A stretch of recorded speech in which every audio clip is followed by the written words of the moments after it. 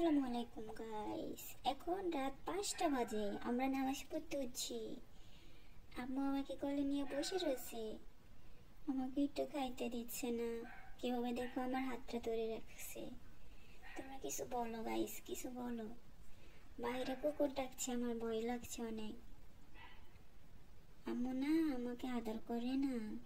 আম্মু কিপটা হয়ে গেছে, আমাকে একটু চিকেন দেয় না, শুধু আমাকে ফিশ দিয়ে ভাত খেতে দেয়। একটু আদর করে দিচ্ছে আমার আম্মু আমাকে, যাতে আমি কান্না না করি। আমার আম্মু অনেক জ্বালা, আমাকে পাম দিচ্ছে। দেখো আমাকে কিভাবে আদর করে, ভালো করে আদরও করে না। আমি কি মানুষের বাচ্চা? আমাকে দেখো কিভাবে কোলে বসায় রাখছে।